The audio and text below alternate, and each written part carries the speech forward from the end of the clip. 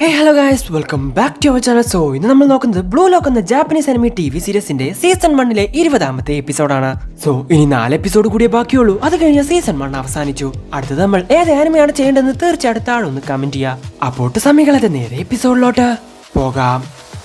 Episode തുടക്കത്തിൽ നമ്മൾ കാണുന്നത് ഇസഗിയുടെ ടീമിന്റെ കൂടെ കളിക്കാൻ വേണ്ടി വരുന്ന റിന്നിന്റെ ടീമിനെയാണ്. ഇവരെയും വെയിറ്റ് ചെയ്ത് ഫീൽഡിൽ ഓൾറെഡി ഇസഗിയുടെ ടീം നിൽക്കുന്നുണ്ട്. ഇതാണ് ഞാൻ ആഗ്രഹിച്ച ഫുട്ബോൾ എന്ന് പറയുവാണ് ബാച്ചിറ.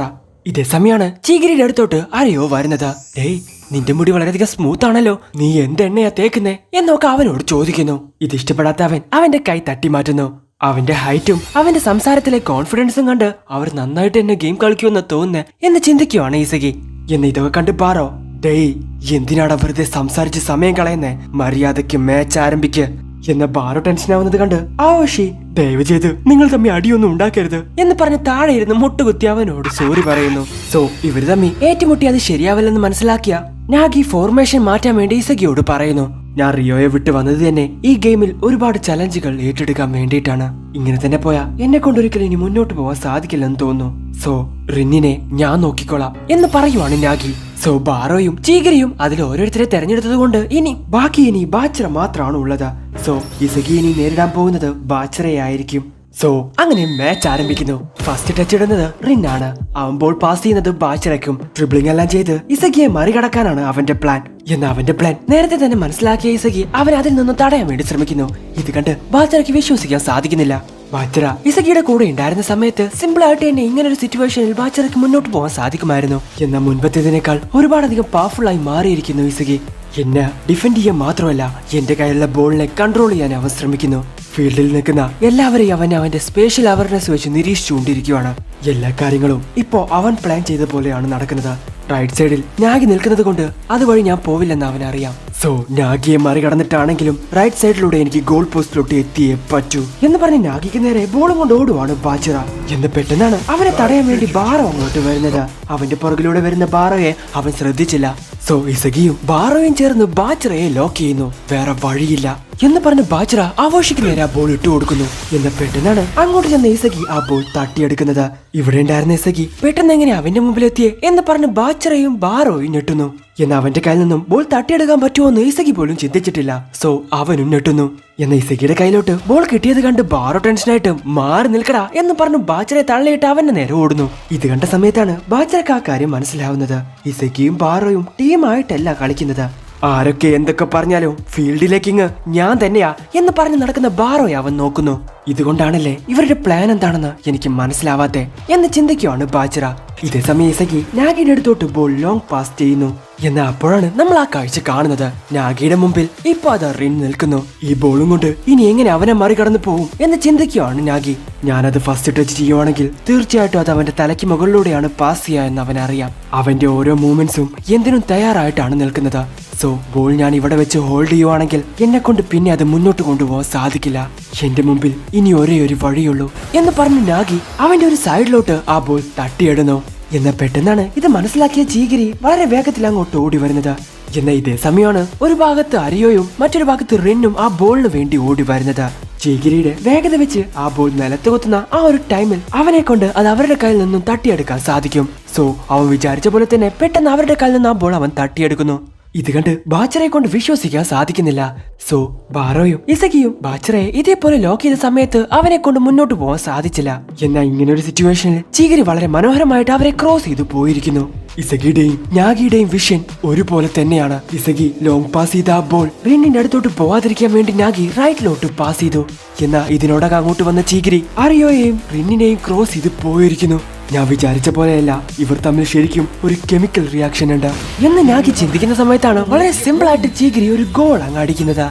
ഹലോ ഈഗോയിസ്റ്റ്, ഞാൻ നിനക്ക് വേണ്ടി കാത്തിരിക്കുന്നു. എന്റെ ഉള്ളിലെ മോൺസ്റ്റർ മൂണിനേക്കാൾ മുകളിലാണ് എന്ന് പറയുവാണ് ബാച്ചിറ. സോ വീണ്ടും മാച്ച് ആരംഭിക്കുന്നു. ഫസ്റ്റ് കിക്കിന് വേണ്ടി റിന്നാണ് അങ്ങോട്ട് വരുന്നത്. തീർച്ചയായിട്ടും ഡയറക്റ്റ് ആയിട്ട് അവൻ ഗോൾ പോസ്റ്റിലോട്ട് കിക്ക് ചെയ്യാൻ സാധ്യതയില്ല. കഴിഞ്ഞ മാച്ച് പോലെയല്ല, ആളുകളുടെ എണ്ണം കൂടിയതിനനുസരിച്ച് ഫീൽഡിന്റെ വലുപ്പവും കൂടിയിട്ടുണ്ട്. സോ അങ്ങനെയുള്ള മിഡിൽ നിന്നും റിന്നിനെ കൊണ്ട് ഗോൾ അടിക്കാൻ സാധിക്കില്ല എന്നുള്ള കാര്യം ഇസഗിക്ക് മനസ്സിലാവുന്നു. പെട്ടെന്ന് തന്നെ റിൻ ബാച്ചറയ്ക്ക് നേരെ ബോൾ പാസ് ചെയ്യുന്നു. ഇപ്രാവശ്യം അതത്ര എളുപ്പമാകില്ല ഇസഗി, നിന്നെ കൊണ്ട് പറ്റുമെങ്കിൽ അതൊന്ന് ചെയ്ത് കാണിക്കുക എന്ന് പറഞ്ഞ് ബാച്ചറ ഗോൾ പോസ്റ്റിനെ ലക്ഷ്യമാക്കി ബോളും കൊണ്ട് ഓടുന്നു. എന്നാൽ പെട്ടെന്ന് തന്നെ അറിയോ മറ്റൊരു സൈഡിലൂടെ അവരുടെ ഗോൾ പോസ്റ്റിനെ ലക്ഷ്യമാക്കി ഓടുന്നു. എന്നാൽ അവനെ ഡിഫെൻഡ് ചെയ്യാൻ വേണ്ടി ചീഗിരി അവന്റെ പുറകെ തന്നെ ഓടുന്നുണ്ട്. അവനെ ചീഗിരി നോക്കിക്കോളും. സോ അത് ഞാൻ ശ്രദ്ധിക്കണ്ട, ബാച്ചറയുടെ കയ്യിൽ നിന്നും വേണം ഞാൻ ബോൾ എടുക്കാൻ എന്ന് ചിന്തിക്കുകയാണ് ഇസഗി.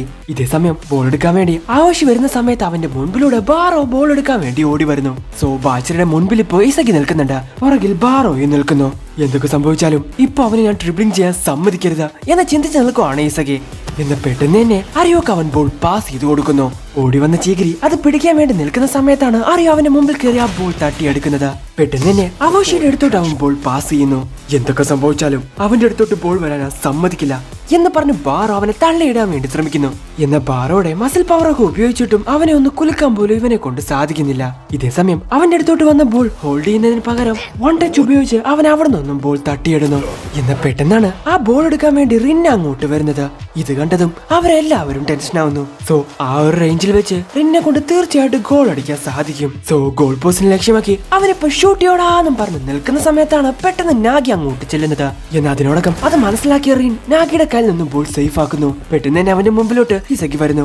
ഇസഗിക്ക് സപ്പോർട്ടായിട്ട് പെട്ടെന്ന് തന്നെ ചീഗിരിയോ അങ്ങോട്ട് വരുന്നു. ഞങ്ങളെ രണ്ടുപേരെയും മറികടന്നു പോവാൻ അവനെ കൊണ്ട് സാധിക്കില്ല എന്ന് പറഞ്ഞ് ഇസഗി ചിന്തിക്കുന്ന സമയത്താണ് ബാച്ചറ ഗോൾ പോസ്റ്റിനെ ലക്ഷ്യമാക്കി ഓടുന്നത് അവൻ കാണുന്നത്. ഇവരെന്താ ഉദ്ദേശിക്കുന്നേ? ബാച്ചറക്ക് ബോൾ പാസ് ചെയ്യാനാണോ റിന്നിന്റെ പ്ലാൻ? ഇല്ല, അവന്റെ മൂവ്മെന്റ്സ് വെച്ച് തീർച്ചയായിട്ടും അവൻ ഡയറക്റ്റ് ആയിട്ട് ബോൾ ഗോൾ പോസ്റ്റിനെ ലക്ഷ്യമാക്കുവാണ് എന്നത് മനസ്സിലാക്കി ചീഗിരി പെട്ടെന്ന് അവന്റെ മുമ്പിലോട്ട് ചാടി ആ ബോൾ ഗോൾ പോസ്റ്റിലോട്ട് പോകുന്നത് തടയാൻ ശ്രമിക്കുന്നു. എന്നാൽ റിന്നിന്റെ ചെറിയൊരു തമാശ മാത്രമായിരുന്നു അത്. ഇല്ല, എങ്ങനെ ഈ ഫീൽഡ് മൊത്തം കൺട്രോൾ ചെയ്യുന്നത് ഇപ്പൊ അവനാ? അവൻ വിചാരിക്കുന്നത് പോലെ എല്ലാവരും അവൻ പ്രതീക്ഷിക്കുന്ന സ്ഥലത്ത് വന്ന് നിൽക്കുന്നുണ്ട്. എങ്ങനെ? ഷൂട്ടിംഗ്, ട്രിബിളിംഗ്, സിറ്റുവേഷണൽ അവയർനെസ്, ഇതെല്ലാം അവന്റെ ആ കണ്ണിൽ എനിക്ക് കാണാൻ സാധിക്കുന്നുണ്ട്. ശരിക്കും ഇവനൊരു മോൺസ്റ്ററാ. ഇങ്ങനെ ഒരു സിറ്റുവേഷനിൽ യാതൊരുവിധ കെമിക്കൽ റിയാക്ഷനും ഇല്ലാതെ തന്നെ അവനെ കൊണ്ട് ഗോൾ അടിക്കാൻ സാധിക്കും. ഇല്ല, അതിന് ഞാൻ സമ്മതിക്കില്ല എന്ന് പറഞ്ഞ് അവനിൽ നിന്ന് ബോൾ തട്ടിയെടുക്കാൻ വേണ്ടി ശ്രമിക്കുകയാണ് ഇസഗി. എന്നാൽ പെട്ടെന്നാണ് റിൻ അവന്റെ മുകളിലൂടെ ബോളും കൊണ്ട് ചാടുന്നത്. അവസാനം ഫീൽഡിൽ നിന്റെ കണ്ണുകൾ എങ്ങനെ ഉപയോഗിക്കണമെന്ന് നീ പഠിച്ചെന്ന് എനിക്ക് തോന്നുന്നു എന്ന് പറഞ്ഞ് റിൻ ടീം വൈറ്റിന് നേരെ ഫസ്റ്റ് ഗോൾ അടിക്കുന്നു. ഇത് കണ്ട് നാഗി അവനെ തന്നെ നോക്കി നിൽക്കുന്നു. ഇല്ല, അവനെ എങ്ങനെയെങ്കിലും തടഞ്ഞ് ഈ ഫീൽഡ് കൺട്രോൾ ചെയ്യാൻ ഒരു മാർഗം കണ്ടെത്തിയേ പറ്റൂ. കഴിഞ്ഞ മാച്ചിൽ അവന്റെ പ്ലാൻ എന്താണെന്ന് എനിക്ക് അറിയില്ലായിരുന്നു. എന്നാൽ ഇപ്പോ അവൻ എന്തൊക്കെ ചെയ്യുന്നു, അവൻ ആരൊക്കെ ടാർഗറ്റ് ചെയ്യുന്നു, എല്ലാ കാര്യങ്ങളും എനിക്ക് മനസ്സിലാവുന്നുണ്ട്. ഇത് വെച്ച് എന്തെങ്കിലും ഒരു പ്ലാൻ കണ്ടെത്തിയേ പറ്റൂ എന്ന് ചിന്തിക്കുകയാണ് ഇസഗി. ഇതേസമയം ഗോൾ അടിച്ച റിന്നിനെ പ്രശംസിച്ചുകൊണ്ടിരിക്കുകയാണ് അവന്റെ ടീംമേറ്റ്സ്. ഇത് കണ്ട് ചീഗ്രിയും നാഗിയും ശരിക്കും അവനെ കൊണ്ട് എങ്ങനെയാ അത് സാധിച്ചേ എന്ന് ചിന്തിക്കുന്നു. ആ മാച്ചിൽ തന്റെ ഷൂട്ടിംഗ് റേഞ്ചിൽ പന്ത് സ്വീകരിക്കാൻ കഴിയുമെന്നുള്ള ഒരു സ്ഥലത്തായിരുന്നു റിൻ നിന്നിരുന്നത്. എന്നാൽ ആ സമയത്ത് അതെങ്ങനെ തടയണമെന്ന് മാത്രമേ നമ്മളെ കൊണ്ട് ചിന്തിക്കാൻ സാധിച്ചുള്ളൂ. ബോൾ അവന്റെ കയ്യിൽ കിട്ടിയതിനു ശേഷം ഫീൽഡ് എല്ലാം കൺട്രോൾ ചെയ്യുന്നത് അവനായിരുന്നു. സോ ഇതിൽ പലതും റിന്നിന്റെ സ്റ്റാൻഡേർഡ് ഓപ്പറേറ്റിംഗ് സ്പെസിഫിക്കേഷൻ ആണ്. ഓ, എന്റെ ഓപ്പറേറ്റിംഗ് സിസ്റ്റത്തിന് അത് നിലനിർത്താൻ കഴിയുമോ എന്ന് എനിക്കറിയില്ല. പക്ഷേ ഇസഗി, നിന്നെ കൊണ്ട് പറ്റും. റിന്നിന്റെ ഇതുപോലെയുള്ള ടെക്നിക്സ് എല്ലാം നിനക്ക് മനസ്സിലാവണമെങ്കിൽ നീ തീർച്ചയായിട്ടും സ്പെഷ്യൽ ആയിരിക്കും. ഇത് കേട്ട് ഇസഗിക്കൊന്നും തന്നെ മനസ്സിലാവുന്നില്ല. അങ്ങനെയാണെങ്കിൽ റിന്നിന്റെ മെക്കാനിസവുമായിട്ട് എനിക്ക് മാത്രമേ പൊരുത്തപ്പെടാൻ സാധിക്കുകയുള്ളൂ.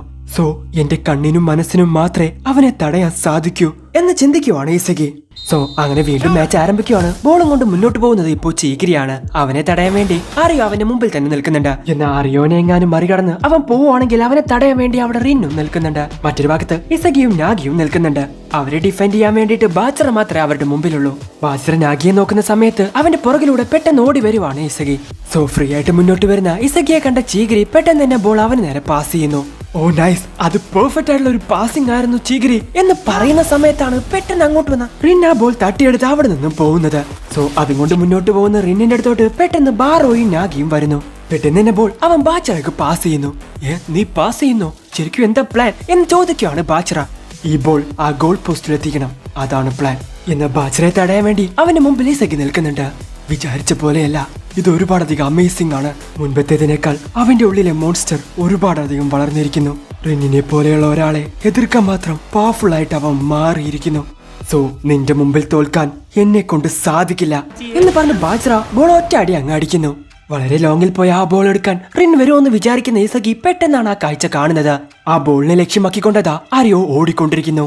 എന്നാൽ അവനെ തടയാൻ ചീഗിരിയോ അവന്റെ പുറകെ തന്നെ വരുന്നുണ്ട്. എന്നാൽ ഇതേ സമയം ആ ബോൾ എടുക്കാൻ വേണ്ടി നാഗിയോ അങ്ങോട്ട് ഓടുന്നുണ്ട്.